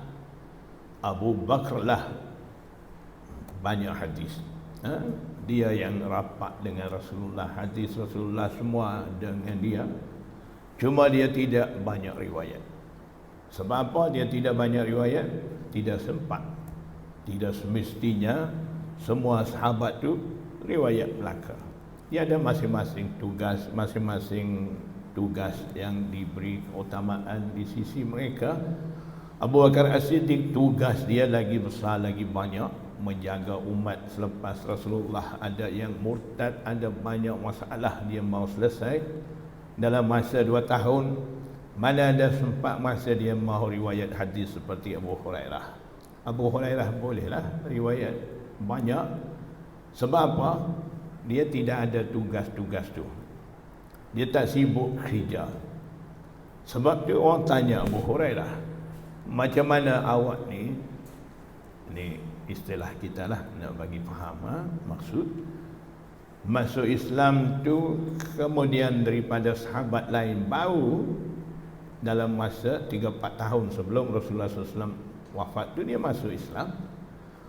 Tengok-tengok dia banyak pada sahabat sempat dengan Rasulullah di Mekah lagi, dia lagi banyak riwayat hadis. Bila orang tanya, dia jawab muhajir sampai mai di Madinah, dia sibuk dengan urusan perniagaan waktu siang hari. Ansar sibuk dengan urusan kebun-kebun mereka waktu siang hari. Saya tak sibuk semua kerja tu. Kebun tak ada, peniaga tak ada. Apa dia buat? Duduk dalam Masjid Nabawi, duduk dengan Rasulullah, dapat dengar hadis, hafal, ulang hafal, bagi ingat. Malam yang buat kerja siang hari dah letih, muhajir dah tidur letih, Ansar dah penat, kebun dah tidur. Abu Hurairah kata apa? Saya tak tidur masa tu, ulang hafal hadis-hadis tu. Sampai Rasulullah perintah Abu Hurairah semayang witir sebelum tidur. Biasanya witir ni selepas bangun tidur. Waktu akhir malam tu afdal, sahabat-sahabat memang amal begitu. Jadi Nabi SAW suruh Abu Hurairah ni siap witir sebelum tidur. Sebab apa? Sebab Rasulullah SAW tahu Abu Hurairah ni ulang hafal hadis, lambat tidur. Dah tidur tak lama nak bangun pula sembahyang tahajud, penat dia. Nabi izin dia sembahyang witir sebelum tidur. Bila tidur, tidurlah. Nak subuh tu bangun, cukup tidur, boleh hafal lagi. Itulah keadaan berbeza Abu Hurairah dengan sahabat lain. Abu Bakar As-Siddiq sibuk dengan banyak urusan, tidak sempat nak riwayat hadis. Abu Hurairah pula tak sibuk semua tu. Dia duduk di kalangan Ashabus Suffah, duduk dalam Masjid Nabawi, ada makan, tak ada apa-apa, puasa. Dia duduk begitu, tak sibuk cari rezeki, tak sibuk kerja. Itulah Ashabus Suffah. Bila Rasulullah SAW suruh pergi jihad, dia pergi, balik mai duduk di dalam masjid. Bila Rasulullah SAW suruh pergi mengajar dakwah, dia pergi, sudah selesai tugas, balik mai duduk di Masjid Nabawi. Ada apa-apa, dapat harta rampasan perang ataupun hadiah-hadiah sampai mai pada Rasulullah SAW bagi mereka sama. Itu ya hasil pendapatan mereka. Tidak ada kerja apa-apa, dia sibuk dengan cari dunia, tak ada. Jadi sebab itulah berbeza antara Abu Bakar As-Siddiq, dia sibuk dengan urusan lain, tidak sempat riwayat. Abu Hurairah sibuk dengan menghafal hadis, riwayat hadis, jadilah banyak riwayat daripada Abu Hurairah. Baik, Abu Hurairah dengan Abu Bakar As-Siddiq, dua-dua Abu juga kan. Abu Hurairah, Abu Bakar, sama Abu, sama sahabat. Adakah kebolehan dua tu sama? Kefahaman agama, kefahaman dengan hadis. Abu Bakar As-Siddiq dengan Abu Hurairah tak sama. Abu Hurairah hafal hadis banyak, faham tu Abu Bakar lebih faham. Dan begitu juga sahabat-sahabat yang dibilang sebagai mujtahid, kata 135 orang, mereka ni lah keluarkan hukum daripada Al-Quran dan As-Sunnah. Dan sahabat yang tidak sampai darjat ijtihad, mereka ikut ijtihad sahabat-sahabat tu. Kadang-kadang sahabat yang dah tahu ayat Quran, dah tahu hadis, dia sendiri tak pandai buat keputusan hukum di situ. Ada setengah rujuk Aisyah, ada setengah tanya Sayyidina Ali, ada setengah pergi jumpa Abdullah bin Mas'ud, ada setengah ambil fatwa daripada Abdullah bin Abbas, dan mereka amal dengan ijtihad daripada sahabat-sahabat tu. Jadi di kalangan sahabat pun tidak sama keadaan. Yang dengar hadis sama-sama daripada Rasulullah SAW, tapi kebolehannya berbeza. Jadi daripada apa yang dah kita faham sebentar tadi, kita boleh faham satu isu yang dibangkitkan oleh sesetengah orang. Apa mereka kata? Mereka kata, kita tengok dalam Sahih Bukhari tidak nampak nama Imam Abu Hanifah yang riwayat hadis. Imam Ahmad ni ada Musnad Ahmad. Nama Imam Syafi'i ada 4 sanad.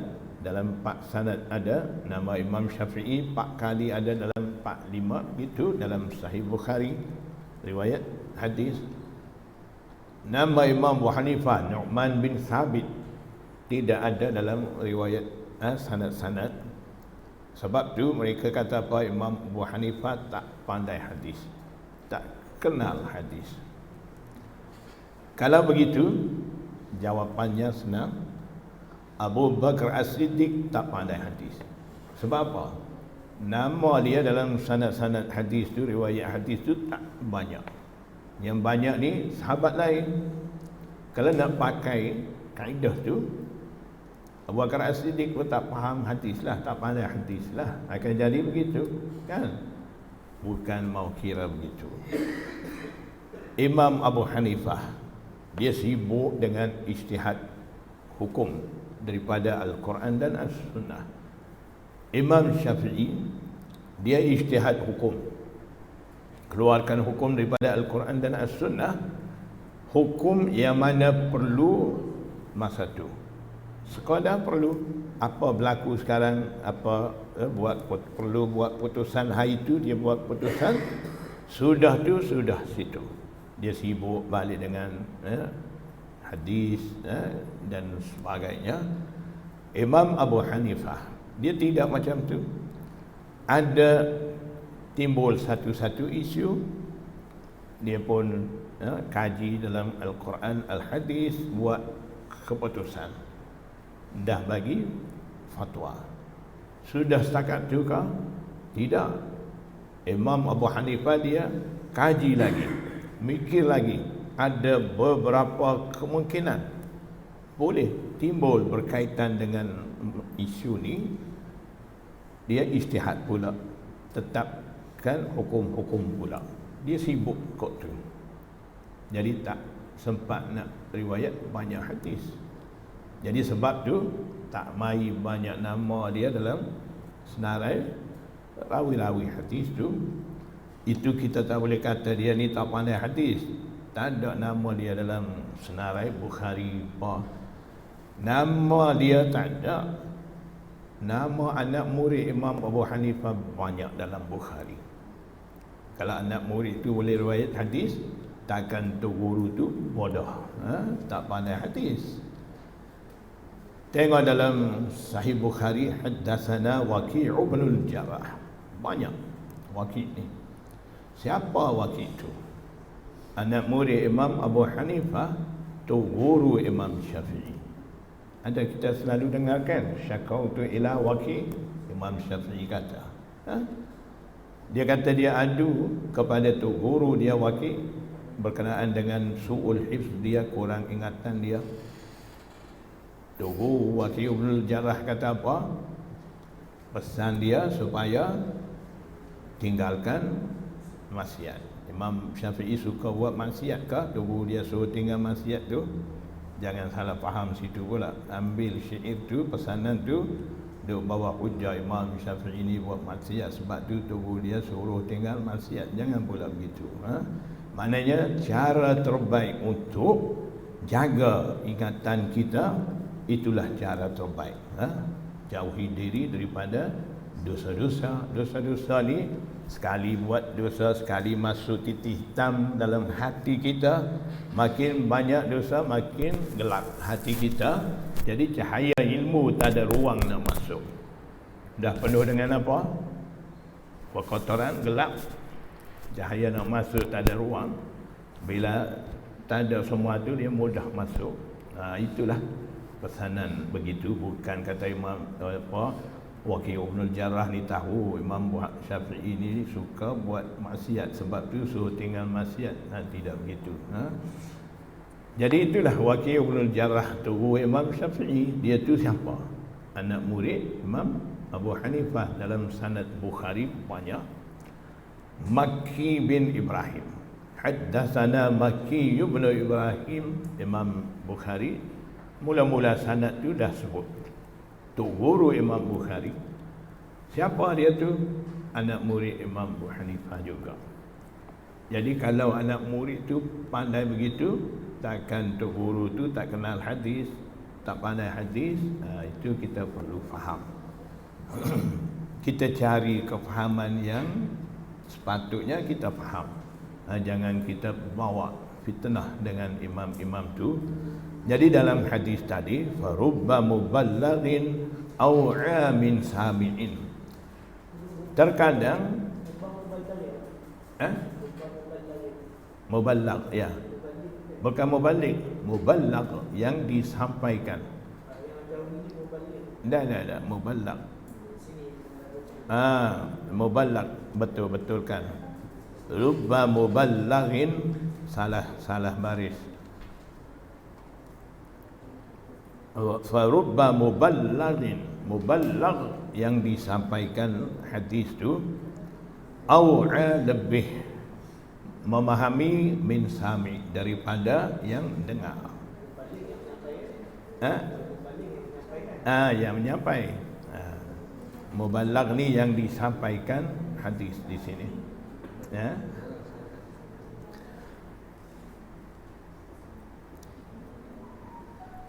Jadi cuba kita bayang sekarang, muballigh yang disampaikan hadis oleh sahabat kepada tabi'i.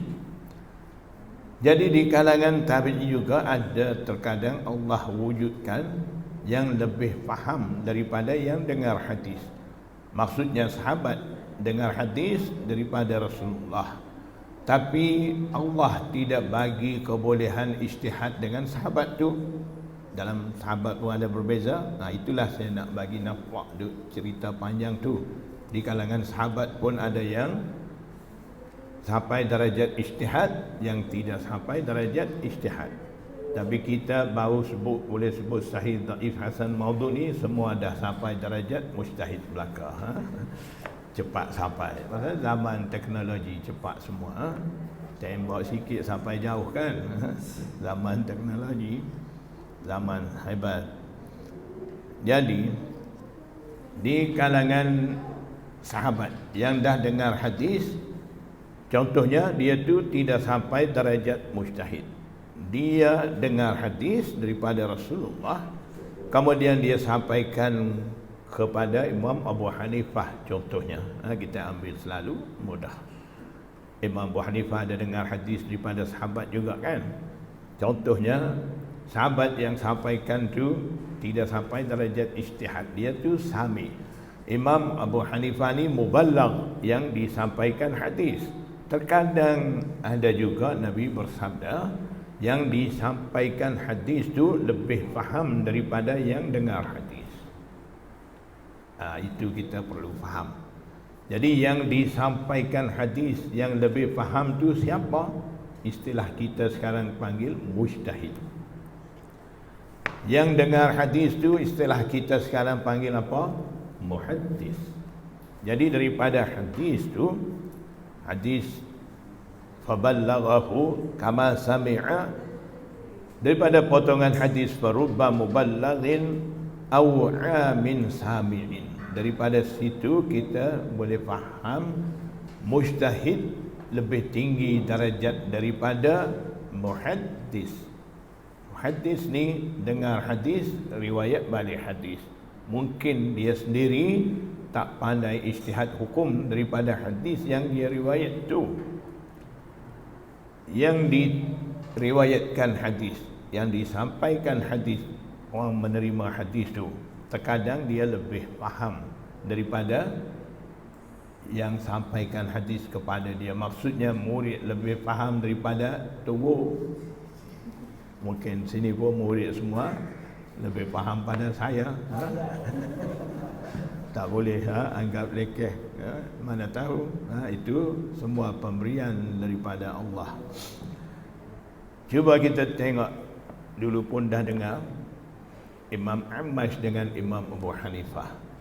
Imam Ammash ni dia dengar hadis daripada guru dia. Dia riwayat balik kepada Imam Abu Hanifah. Imam Abu Hanifah ni disampaikan hadis oleh Imam Ammash. Sekarang Imam Ammash ni sami' dengar hadis riwayat balik. Imam Abu Hanifah ni muballigh. Kita bagi nampak hadis tu dengan contoh ni. Imam Abu Hanifah bagaikan muballigh, Imam Ammash ni bagaikan sami'. Hadis kata apa? Rubba muballighin aw'a minas sami'. Muballigh lebih faham daripada sami'. Jadi maksudnya Imam Abu Hanifah lebih faham hadis daripada Imam Ammash. Anak murid lebih faham daripada guru. Dah saya bagi tahu kan kisah Imam Ammash, Imam Abu Hanifah. Dalam satu majlis orang tanya, Imam Ammash tak boleh jawab, minta anak murid dia Imam Abu Hanifah jawab. Imam Abu Hanifah jawab. Imam Ammash tanya daripada sumber mana dapat jawapan ni. Imam Abu Hanifah baca hadis-hadis yang dia terima daripada Imam Ammash tu. Maknanya Imam Ammash tahu dulu hadis-hadis tu dulu pada Imam Abu Hanifah, tapi nak keluarkan jawapan hukum daripada hadis-hadis tu dia tak boleh. Sebab apa tak boleh? Tunggu bodoh kah? Tak. Allah tak bagi, tak anugerah dengan kebolehan ijtihad tu dengan Imam Ammash. Bagi ke siapa? Imam Abu Hanifah. Itu bukan kita boleh cari pemberian anugerah daripada Allah. Orang tertentu dapat, sahabat pun semua tak dapat, apalagi orang biasa selain daripada sahabat. Kalau kira semua tu tahu Quran hadis dah jadi mujtahid, 124,000 sahabat semua muhaddis, mujtahid, mufassir semua sama kan? Kenapa Abdullah bin Abbas jadi mufassir? Kenapa Abu Hurairah jadi muhaddis, riwayat banyak hadis? Abdullah bin Mas'ud dianggap mujtahid di kalangan sahabat. Kenapa? Beza-beza peringkat darajat begitu. Kira samalah. Sama-sama dengar ayat, sama-sama dengar hadis. Kira sama taraf semua. Boleh. Dalam satu kelas ada pelajar 40 orang pun semua tak sama kan? Kalau sama, berapa? Periksa ni A berapa, B berapa, C sampai D, E pun ada kan? Tak sama. Mengajar asing-asing ke? Mengajar sama kan? Belajar sama. Dah jadi beza. Itu gitulah. Di kalangan sahabat pun kebolehan tak sama. Di kalangan tabi'i pun alim ulama, di kalangan tabi'i pun tak sama, berbeza-beza. Jadi itulah gambaran daripada farubba muballighin au amin sami'in tu. Demikianlah Nabi sallallahu alaihi wasallam mengkhususkan untuk mereka satu doa yang tidak dikongsi oleh seorang pun dari umatnya yang lain. Doa mana? Nadharallahu ra'an sami'a minna syai'an tu. Maknanya Nabi dah doa untuk orang-orang menceburi diri dalam bidang hadis, dengar hadis, sampaikan balik hadis, mereka dapat doa khusus daripada Rasulullah. Orang lain tidak dapat kongsi dalam doa ni. Daripada yang kedua, daripada Ibnu Mas'ud, Rasulullah sallallahu alaihi wasallam bersabda, aulan nasi bi yaumal qiyamati aksaruhum alayya salatan. Maksudnya orang yang paling utama baik denganku pada hari kiamat kelak ialah orang yang paling banyak mengucapkan salawat ke atasku. Siapa yang banyak salawat dengan Rasulullah? Muhaddisin lah, selalu baca hadis, selalu sebut nama Rasulullah. Setiap kali sebut qala Rasulullah sallallahu alaihi wasallam, turut disertai dengan salawat ke atas Nabi.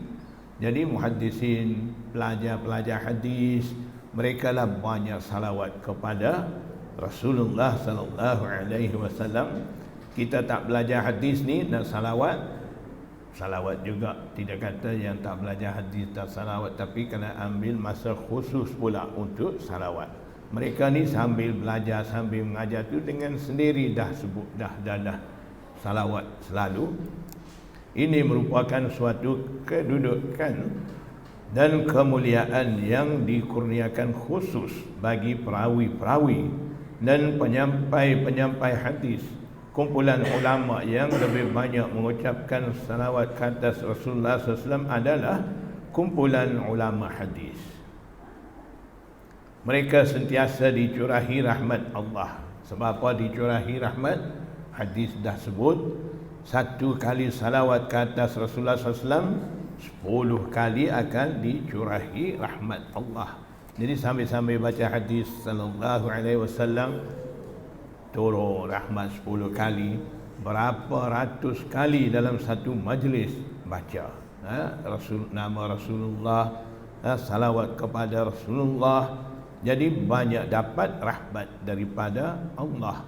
Bahkan mereka dicintai oleh semua lapisan penduduk langit dan bumi, sehingga semut-semut yang ada di dalam lubangnya serta ikan-ikan yang ada di lautan, semua itu mencintai mereka dan mendoakan supaya orang-orang alim itu sentiasa mendapat kebaikan dalam kesemua kelakuannya.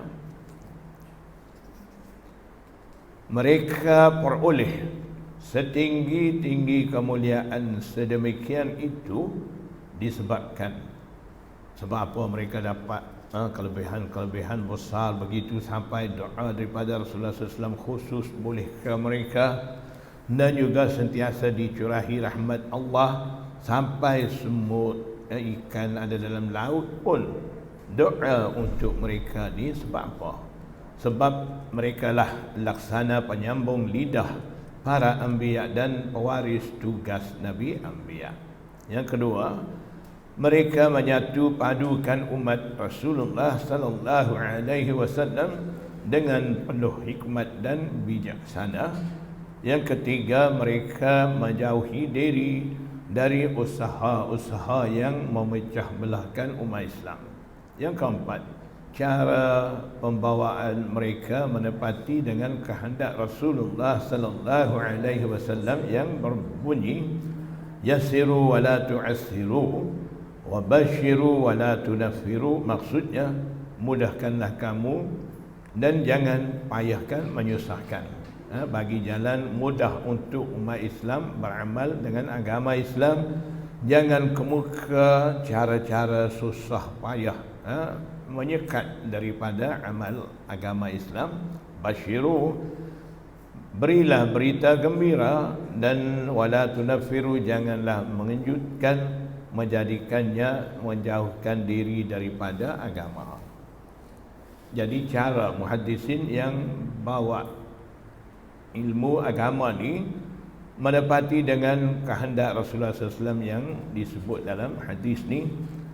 Yang kelima, mereka mampu menegakkan agama Islam dan meninggikan syiar Islam sambil menghayati maksud firman Allah Subhanahu wa ta'ala, iaitu an aqimud dina, maksudnya bahawa kamu hendaklah dirikan tegakkan agama dengan tetap.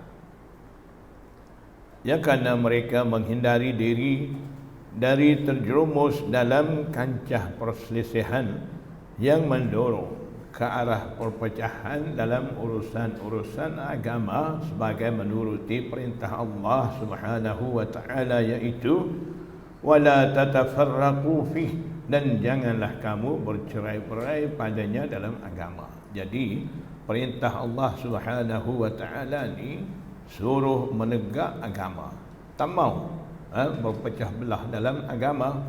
Jadi berpecah belah dalam agama ni masing-masing pihak ada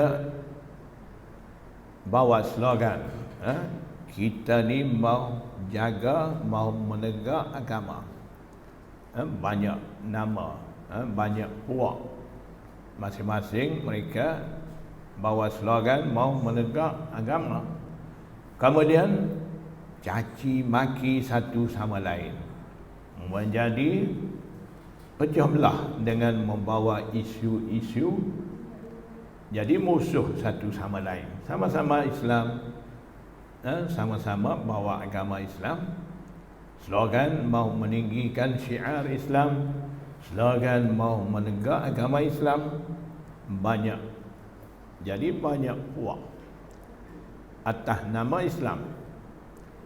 Kemudian marah satu sama lain, caci mencaci, fitnah memfitnah. Itulah maksud tafarruq fiddin, pecah belah dalam agama.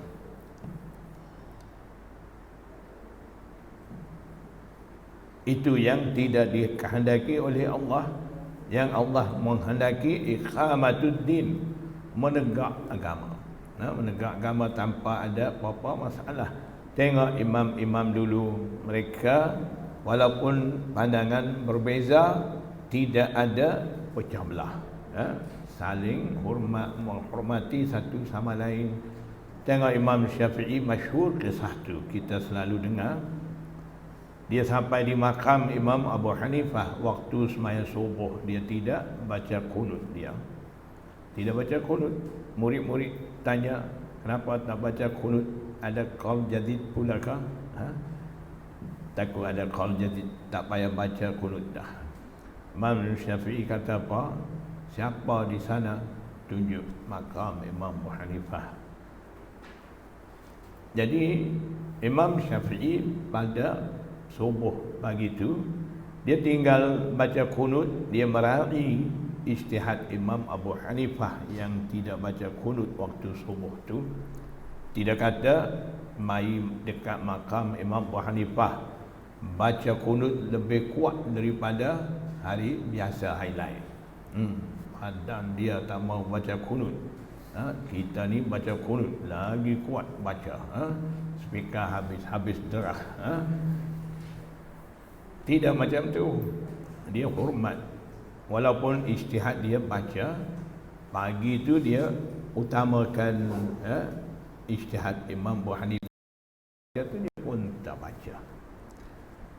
Maknanya walaupun ada khilaf satu sama lain di segi ijtihad, masih menghormati satu sama lain. Tidak ada musuh memusuhi, dan tidak ada caci maki satu sama lain. Kita tak pernah dengar pun Imam Syafi'i maki Imam Abu Hanifah, caci dengan Imam Ahmad, Imam Malik. Tidak ada sikap-sikap tu. Itulah baru panggil iqamatuddin. Kita sekarang ni masing-masing buh nama satu puak, satu puak lagi buh nama lain. Semua tu jadi grup, kemudian balah satu sama lain. Itu panggil tafarruq fid din, memecah belahkan, bercerai-berai dalam agama, bukan iqamatud din. Jangan duk anggap kita boleh buat satu grup dengan satu nama, kemudian kita ingat kita lah yang duk bawa agama. Kerana kita punya sikap dah sama dengan sikap tafarruq fid din, kita fail di situ juga, tidak berjaya. Ulama cendekiawan yang bijaksana lagi, yang memainkan peranan iqamatud din, menegak agama itu, digelar ulama akhirat yang tidak mementingkan diri. Itulah baru ulama akhirat.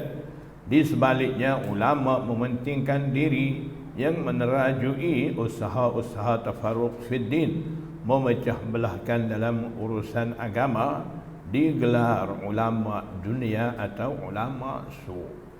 Situ kita boleh cam cara pembawakan seseorang alim tu ke arah mana. Kalau cara pembawakan dia ke arah iqamatud din, barulah dia tu ulama akhirat. Kalau cara dia memecah belahkan umat Islam, itulah ulama su'. Sebab apa? Nabi sallallahu alaihi wasallam dia masuk di kalangan jahiliyah di Mekah. Dia bawa mai apa? Dia bawa dua perkara.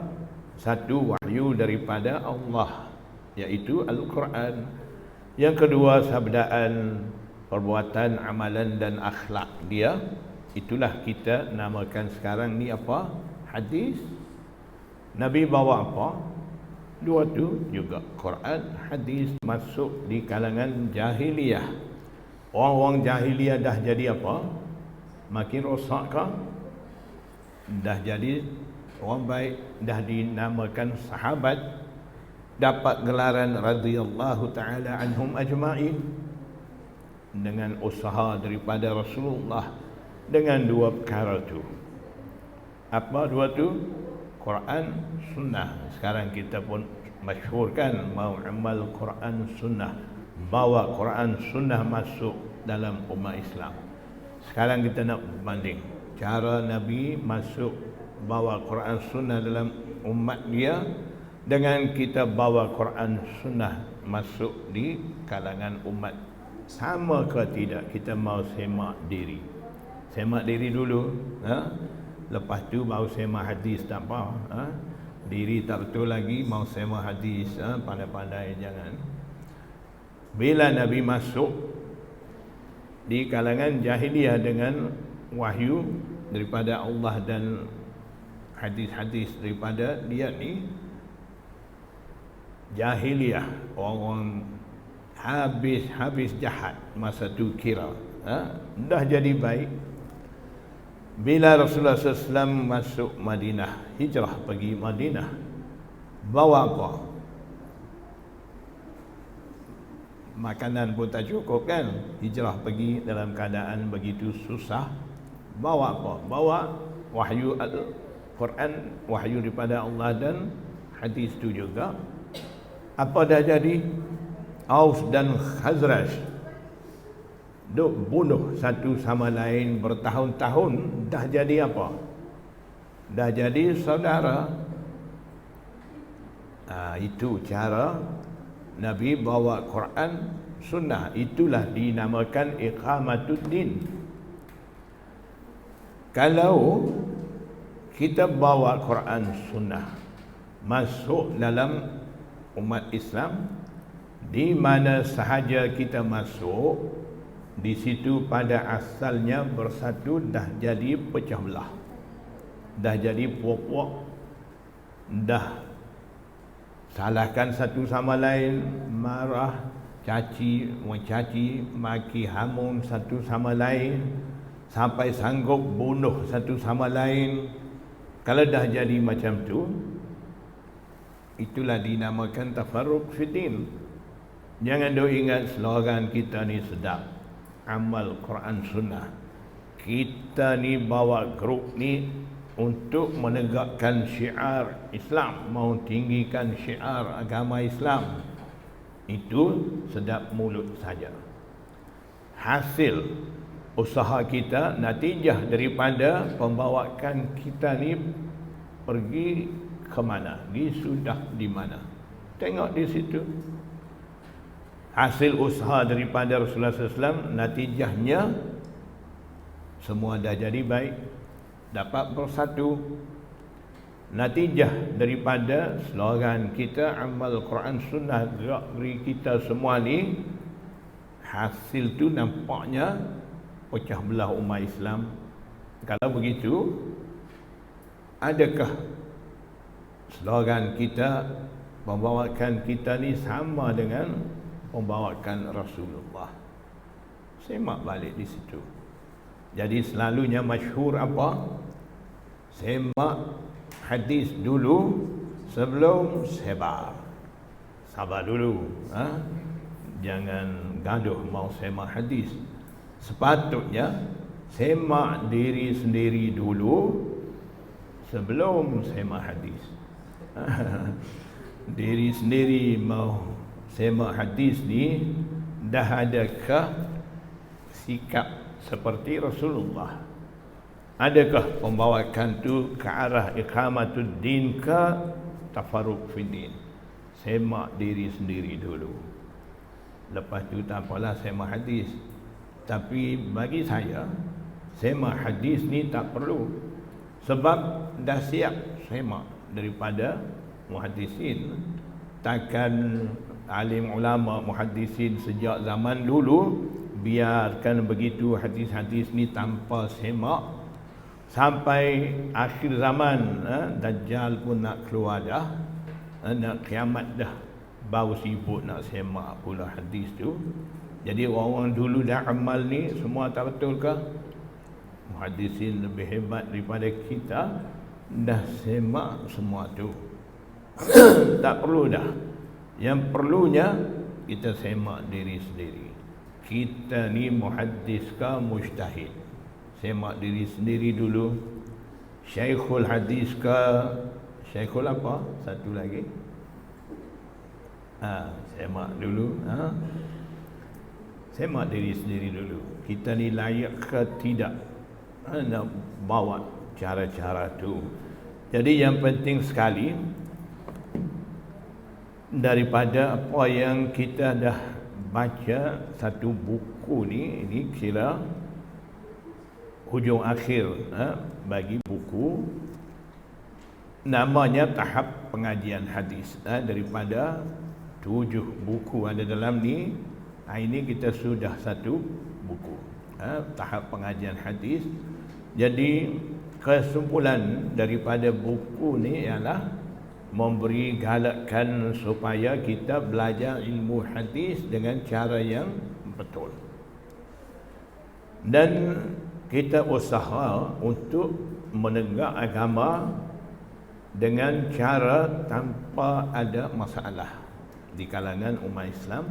Dan utama sekali, penting sekali, kita bawalah cara bersatu padu ummah. Jangan cara kita ni berpecah belah umat Islam hanya sedap mulut saja. Amal Quran Sunnah, mau ikut Rasulullah, mau amal hadis sahih saja, memang sedap. Jangan duk sedap sekat mulut saja. Biar ada hakikat sebenar tu, kita bawa umat Islam ni betul-betul amal Quran Sunnah. Jangan kita duk ajar umat Islam cara kita ni, natijahnya umat Islam pecah belah. Kemudian umat Islam dah berani kritik alim ulama, biadab dengan imam-imam mujtahid. Jangan ke arah tu. Itulah perbuatan tu tak betul, hanya sedap di mulut saja, amal Quran Sunnah. Tapi natijah daripada pembawaan kita ni, orang jahil yang tidak pernah belajar hadis, pun dah berani sekarang kata Imam Syafi'i tak betul. Banyak ijtihad dia salah. Yang cakap ni orang biasa, orang jahil, tak belajar pun hadis betul-betul, bukan alim, bukan muhaddis, bukan syekhul hadis. Kalau dah jadi syekhul hadis, muhaddis, mesti dia tak kata begitu. Tak berani dah, dia dah nampak dah. Jadi yang tak tahu, tak nampak itulah dia berani kata begitu. Itu mai daripada mana? Daripada didikan kita. Kita didik umat bagus, amal Quran Sunnah, memang ke arah tu kita pun semua ke situ. Tapi pendekatan kita bawa ni, natijah tu umat Islam jadi ke arah lebih baik ke ataupun dah jadi biadab. Sekarang ni nampaknya umat Islam ni makin berani kritik dengan alim ulama dulu dan biadab dengan imam-imam mujtahidin. Kalau begitu tidak akan dikatakan iqamatuddin. Itulah dikatakan tafarruq fitin, timbulkan masalah dalam agama. Semoga Allah Subhanahu wa taala bagi taufik kepada kita, kita boleh sampaikan fahaman yang sepatutnya sampaikan kepada umat Islam dengan cara boleh bersatu padu umat Islam seperti mana Nabi sallallahu alaihi wasallam menghendaki dengan umat dia. Wallahu a'lam, wabillahi taufiq wal hidayah. Wassalamualaikum warahmatullahi wabarakatuh.